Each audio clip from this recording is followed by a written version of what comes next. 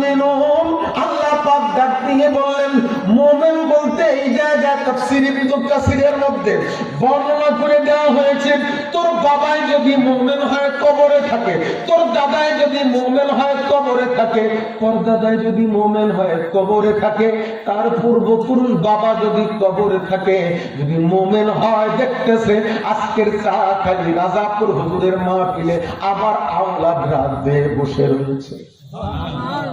হযরত আনাস রাদিয়াল্লাহু তাআলা আনহু থেকে riwayat খানা বর্ণনা করে দেওয়া হয়েছে।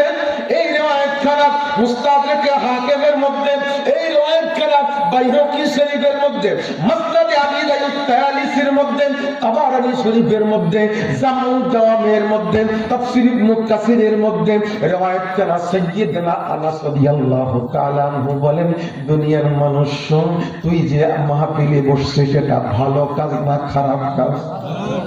রাস্তার মধ্যে বাজারের মধ্যে ঘোরাফেরা ভালো না খারাপ? বাহ, এটা আপনারা ভালো জানেন। আল্লাহ পাক রব্বুল আলামিন আল্লাহ তাআলা তোর বাজারে ঘোরার দৃশ্যটাকে আল্লাহ পাক রব্বুল আলামিন তোর বাবা তোর দাদা কবর থেকে দেখতেছে।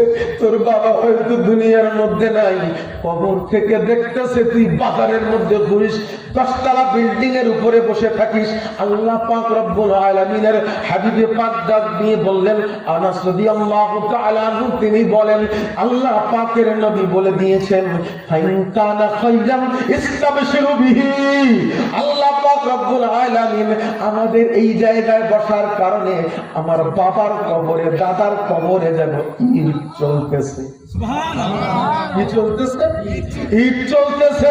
ওরা মজা করে, ওরা খুশি করে, ওরা আনন্দ করে। দেখ দেখ রাজাপুর হুজুরের মাহফিলে আমার পোতা ছেলে যে বসে রয়েছে, আমার ছেলে যে বসা, আমার নাতি যে বসা, আমার আওলাদ যে বসা, ওরা ওই জায়গায় বসে। আর আমার আপনার মরা বাবা মোমেন যেহেতু তার কবরের মধ্যে ঈদ চলতেছে। আল্লাহ পাক রব্বুল আলামিন এই জান্নাতের বাগানের মধ্যে দিয়েছেন, তোর দাদা কবরে বসে বসে কাঁদে। কিন্তু যখন বাজারের মধ্যে ঘোরস, তুই যখন মাহফিলের এই আওয়াজ পাওয়ার পরেও ফেসবুক চালাবি, তুই যখন ইউটিউব চালাবি, তুই যখন গুগল সার্চ করবি, বিভিন্ন জায়গায় চ্যাটিং করবি, হয়তো বা গান শুনবি, হয়তো বা বাজারে আড্ডা দিবি। শোন শোন, আনাস রাদিয়াল্লাহু তাআলা আনহু বলেন, এই পাপ কাজ করার